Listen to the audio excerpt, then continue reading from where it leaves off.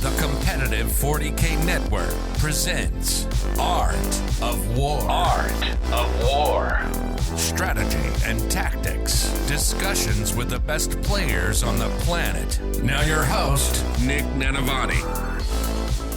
Hey everyone, welcome back to another episode of the Art of War podcast. I am your host, Nick Nanavati, and I am joined all the way from the land down under by a fellow Art of War coach and teammate, Matt Morosoli. Matt, how are you doing? I'm doing really well, Nick. I'm finally back to my normal sleep schedule from Europe. I had my first good night's sleep last night, so I'm ready to go. That's right. Matt was competing at the World Team Championships for Team Australia, the winning team last year. So we're actually here to unpack that a bit. I'm super excited. In part one of this episode, we're going to get to know Matt. We're going to learn about him, his play style, his philosophy about 40K, and the WTC, how Australia has dominated, going first place, fourth place, first place, and third place in the last three showings. It's a tremendous performance year after year after year, and what that looks like and how they get it done. And then what's coming for the future. He also had an amazing performance this year on Team Australia with all Chaos Knights of all armies. Most players aren't even looking at Chaos Knights, not even considering Chaos Knight. What even is a Chaos Knight? Matt's going to break it down, and that's going to be part two of our conversation, which is going to be for our patrons. You can subscribe on AOW40K.com. That's our Patreon. It's $5 a month. You get access to all the part twos of all 205 episodes of this show, plus our Discord server, where you can talk to guys like Matt anytime you want by just tagging them. So this Chaos Knight list, that's going to be the focus of part two for our patrons. Matt, how are you doing, buddy? I'm really well, Nick. It's good to be on the Art of War podcast with you again. It feels like it's been a little while. It's good to be back. It has been. The last time you were on, I don't even remember. It was last year sometime, but I'm glad to have you on in 10th edition. You seem to be kicking butt still. Nothing's changed. Yeah, well, look, it seems to be that way, especially, look, WTC at the start of an edition is a bit crazy. Obviously, you've been to a few of these. You know what it's like if there's a big event like this at the start of any edition. There's a lot of prep that goes into it, but the side effect of that is you get to play a bunch of games with a bunch of really good players, and you sort of get to roll that form that, I seem to have at the end of 9th over to 10th. And, loving it. Besides from Eldar in the singles meta, loving pretty much everything about the game at the moment. It's pretty great. That's awesome. So you come from the land down under. Talk to me about what that is like as a scene, how you prepare for the WTC as an event in Australia. Yeah, it's probably a little bit different to a lot of the European countries. To be fair, it's probably relatively similar to the US preparation, given both countries are geographically pretty large. This year we had a mix of 2 players from Victoria, 2 from New South Wales, and then 4 from Queensland. So they're all separated out quite a bit. From where I live in Melbourne, it's about an hour on the plane to Sydney, about 2 and a bit to Brisbane. So, if you're in Europe, 2 hours on a plane gets you 4 countries sometimes. It gets you geographically quite a lot, a larger area. So, given we're at the start of an edition, we sort of didn't do a whole lot of prep up until, right before 10th Ed came out. There sort of wasn't a lot of point in getting together and doing stuff at the end of 9th because the game is so different. During this off time, though, were you still chatting and interacting as a team a lot? Were you guys friends outside of this, or did it all just turn on once 10th edition happened?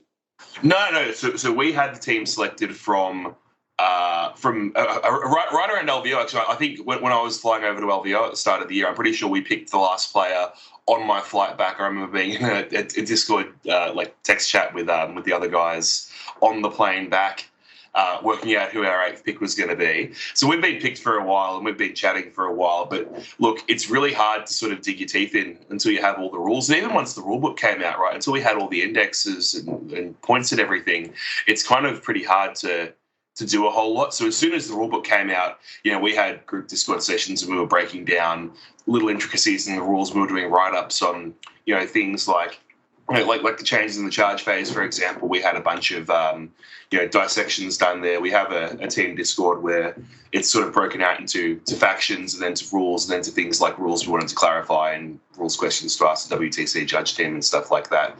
And that sort of populated straight away. As soon as the rule book came out, we started filling that with questions, with little tricks, just things to familiarize yourself with. but really it wasn't until like we had everything that we sort of kicked into, full steam ahead, let's go. It's obviously very challenging when you're getting a whole new rule set, essentially a month, or whatever it was, 5 weeks before the WTC. Yeah, that's chaotic. And I was just on the podcast last week with Pumba, all the way from Poland, the captain of Poland. And I was asking him what their process looked like for unpacking such an enormous amount of information, having to optimize it, and what does that look like?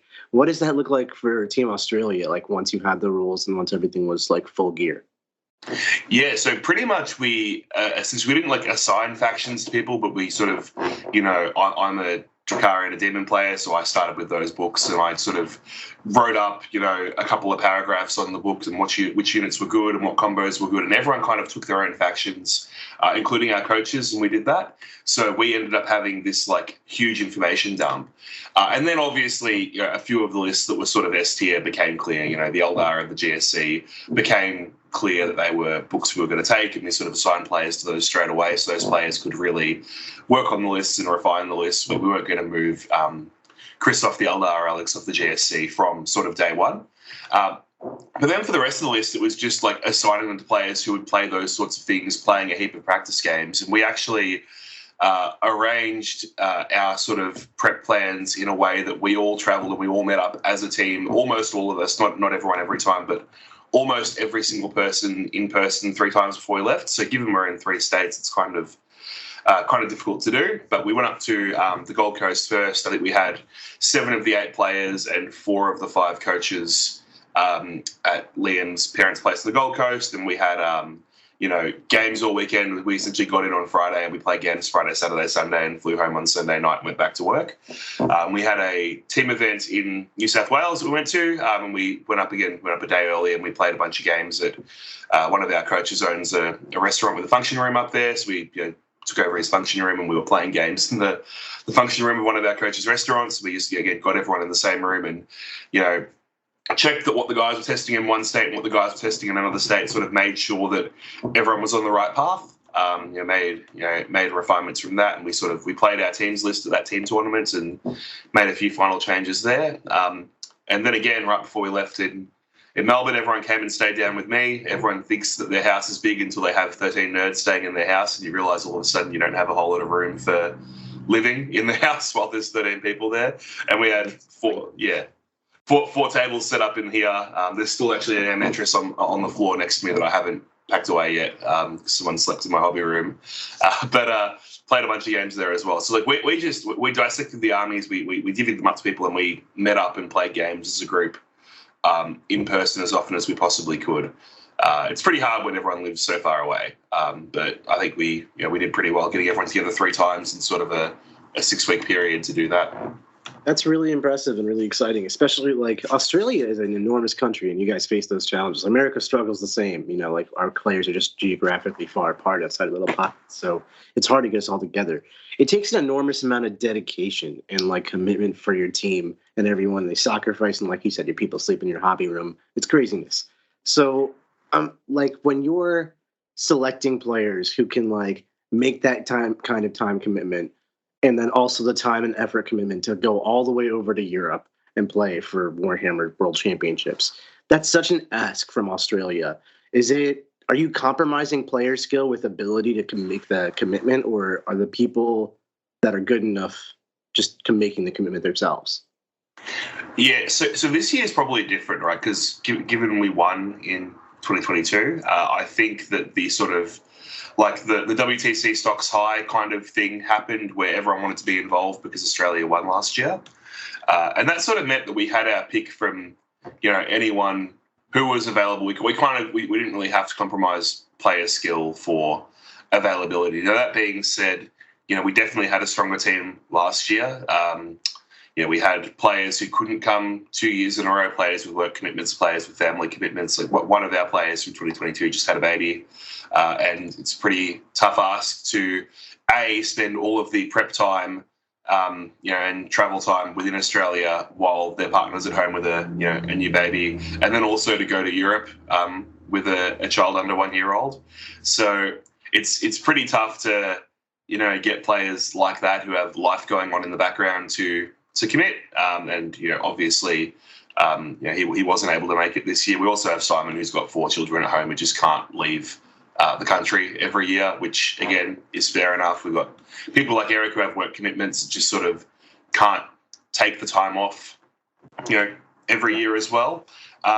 So there's definitely compromise, and it's not like the team was drastically worse than it was last year. I actually think the strength was comparable, but what you kind of lose is I'll say the battle-hardened status of people who have been to WTC a few times and have experience playing in high-pressure, high-stress environments. We've got to take people who are pretty fresh, and it's not really anyone's fault, right? It's not no one's fault they haven't played WTC before, because our new players are still really strong players in their own right. But when you haven't been to that sort of event, right? More stronger, experienced players, right, for the future.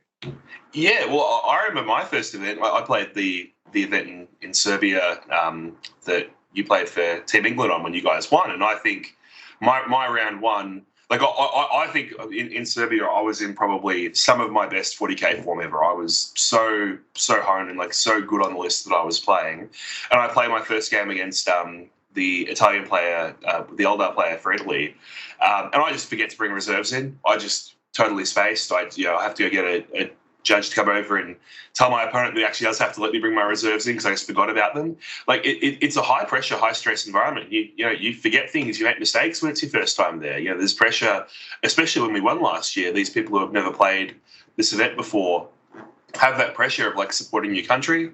It's difficult, right? So you kind of lose that that level of experience, that sort of that level of I guess calm under pressure that players who have been a few times bring. So that was probably the biggest thing that I felt we lost this year. Yeah, definitely. Right. Nice. So would you say your process for Team Australia in the future is going to be similar to what it looked like this year, or is it going to reselect itself?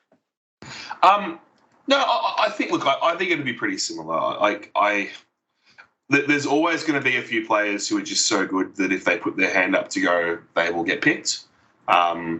This year we essentially kept 4 players on from last year. We said, given that we won, it was pretty much this team won. Anyone who wants to go back can go back because the team won.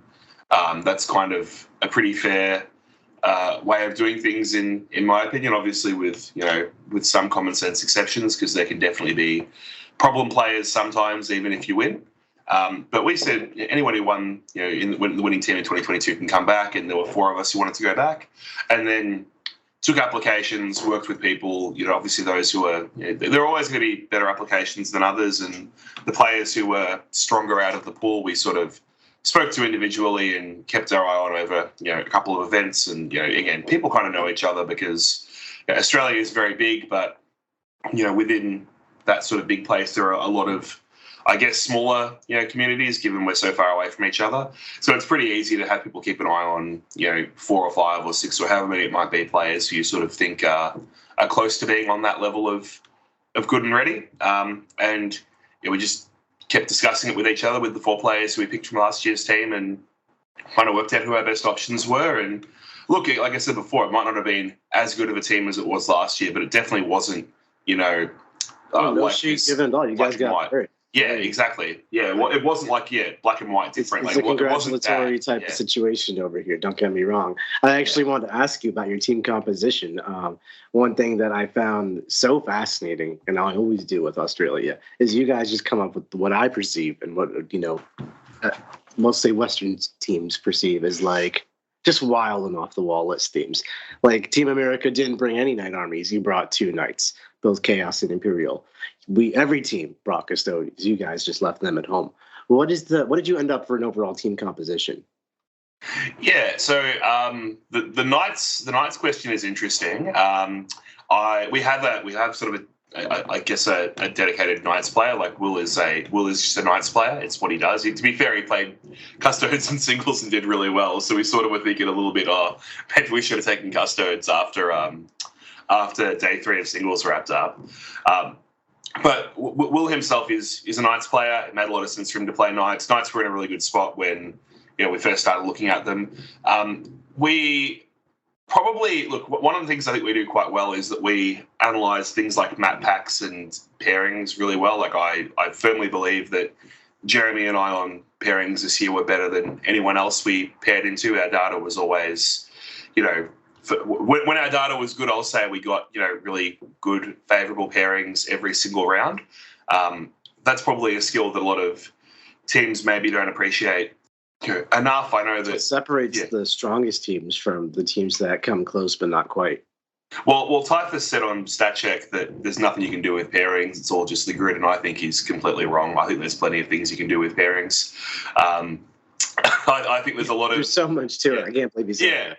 Yeah, I can't either. I gave him a bit of shit for that over in Europe, don't worry. But yeah, I think we do that really well. And then obviously Knights, Imperial Knights offers you a second towering list because everyone has a Wraith Knight, right? Everyone has a Wraith Knight. So Imperial Knights offers you a second towering list.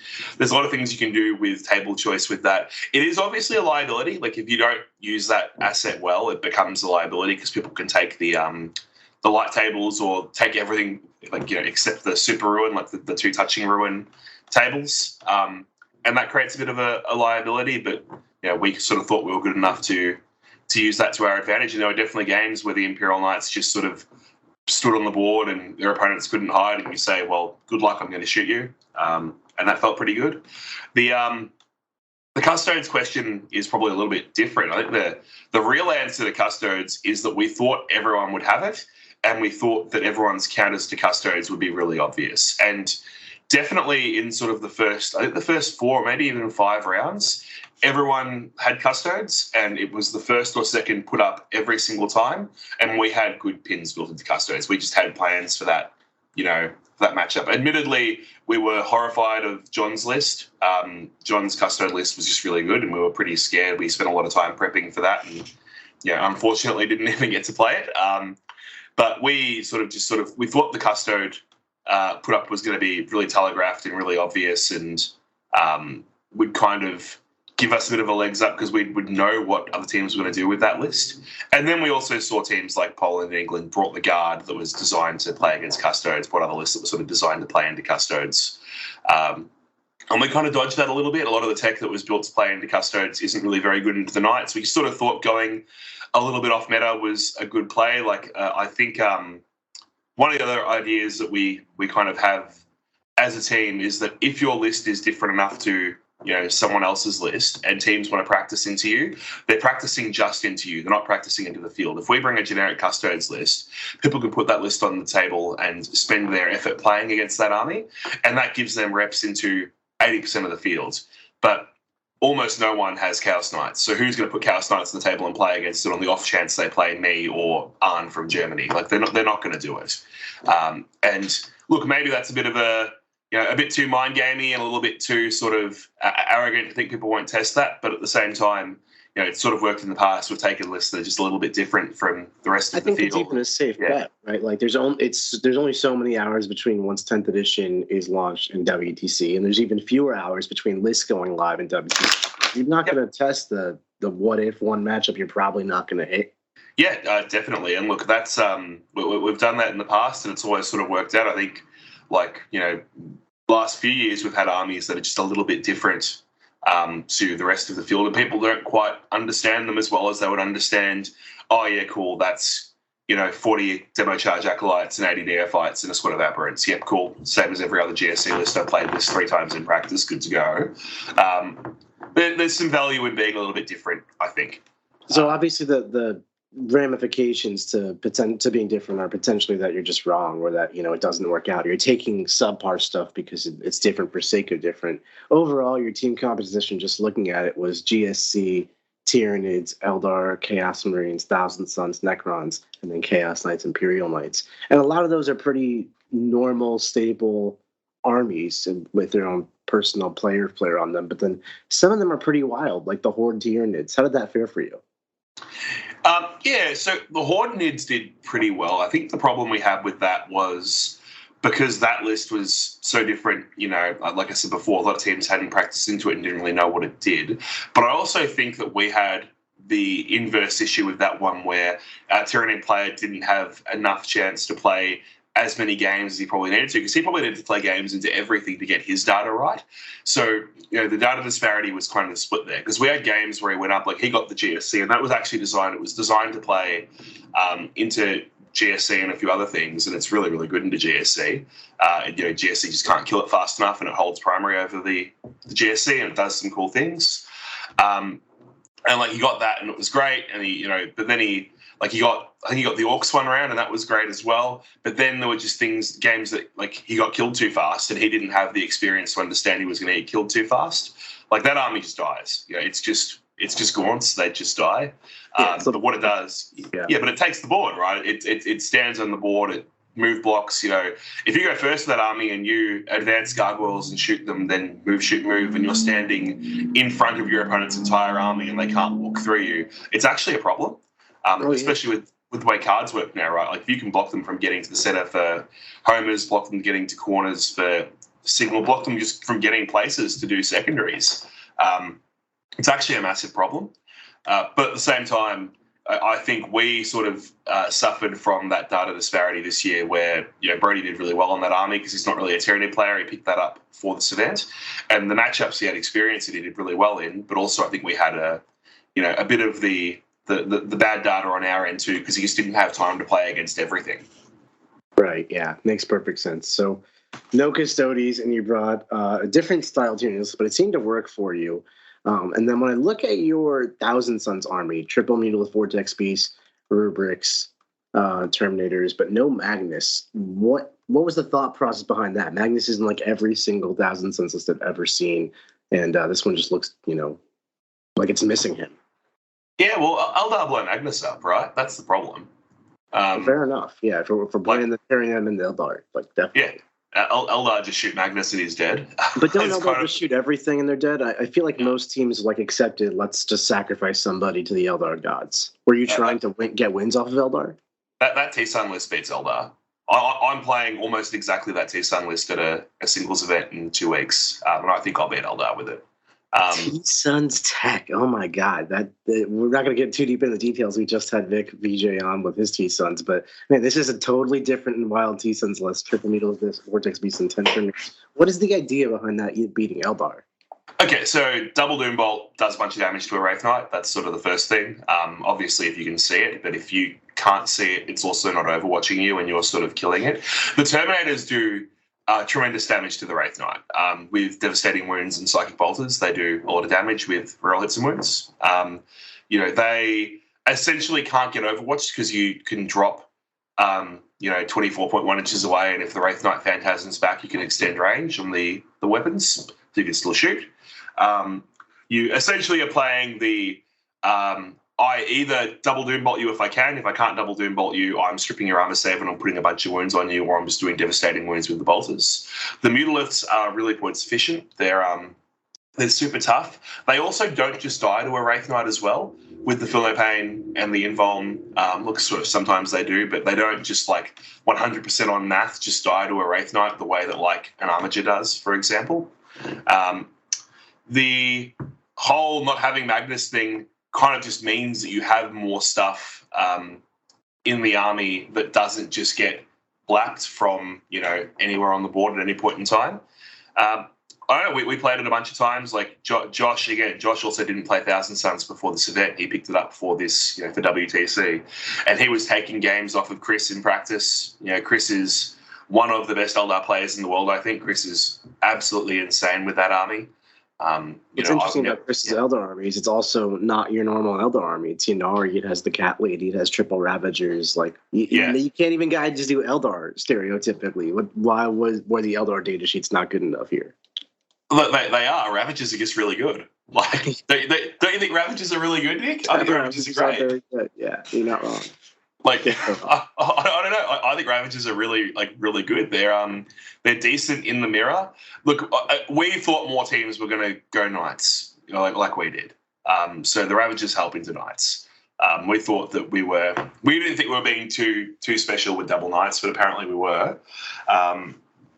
We just thought that A, the Ravagers are pretty good shooting in the mirror, and B, they're really good into Knights. So that's kind of where we went that way. It never felt like it was bad in the mirror. Chris won the mirror twice, I think. So that's pretty good. That could just be Chris as well.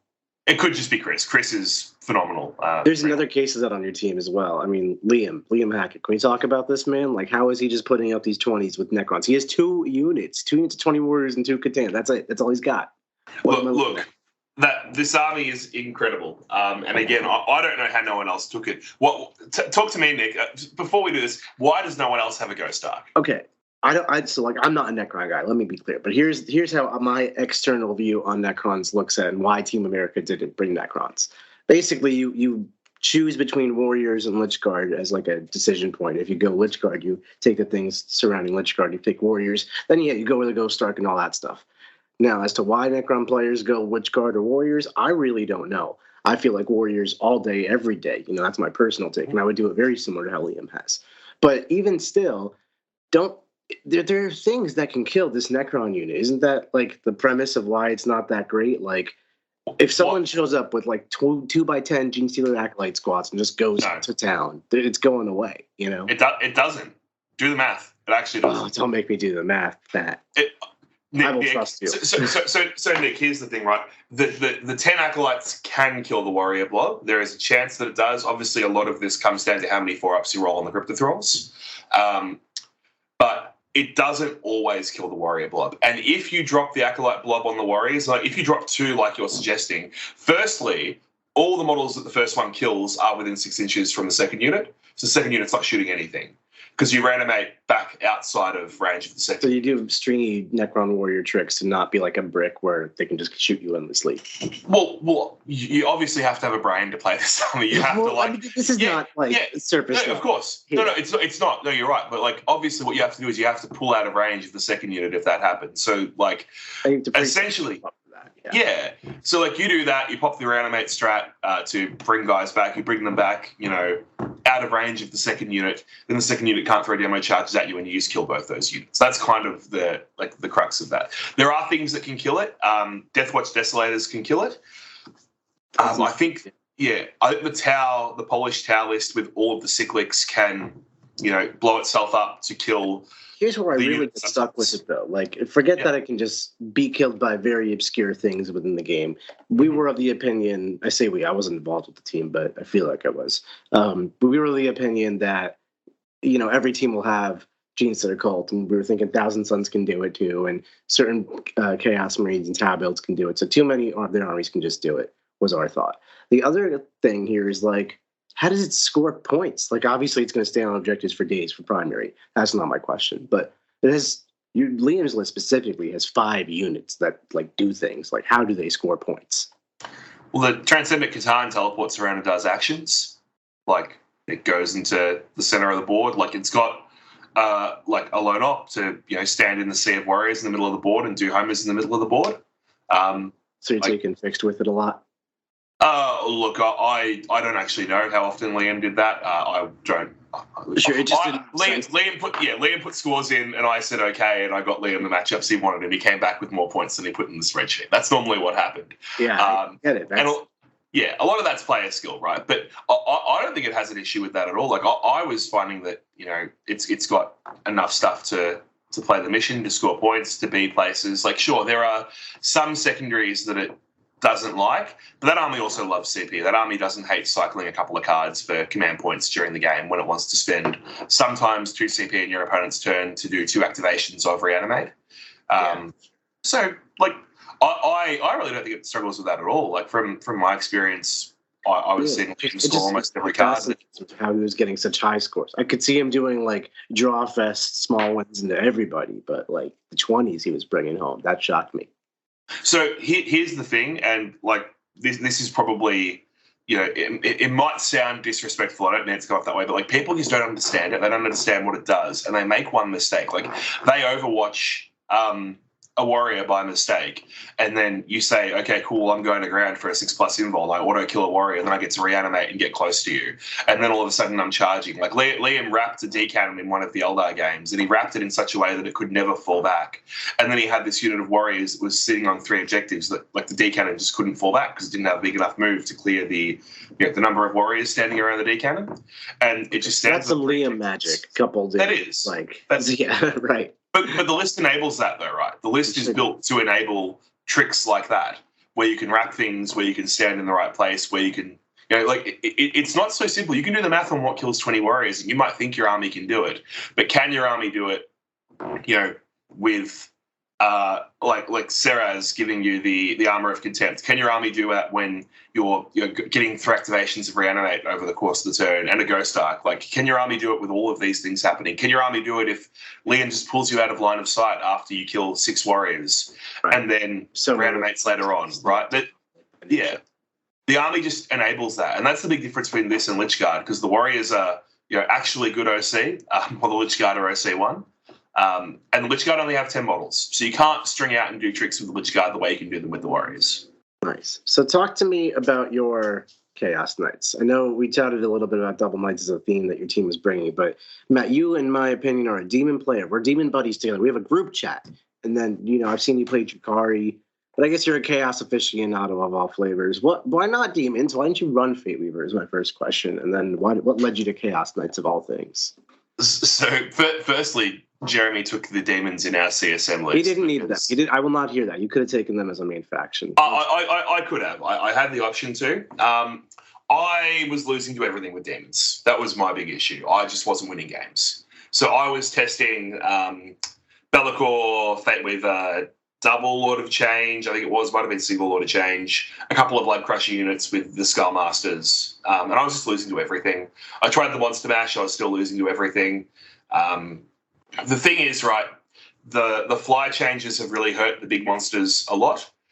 The army kind of became a drop Be'lakor in, bring Shalaxi in, go charge things, hope you don't die.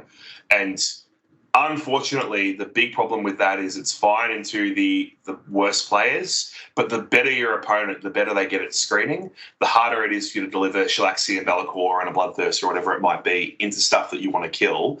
And then you end up standing there, kind of like, clenching through your opponent's shooting phase because you're getting lined up by an entire army, you're getting screened, you're not really scoring cards because you can't really dedicate a 400-point monster to going and doing investigate signal in a corner. I wasn't a big fan of where demons were at.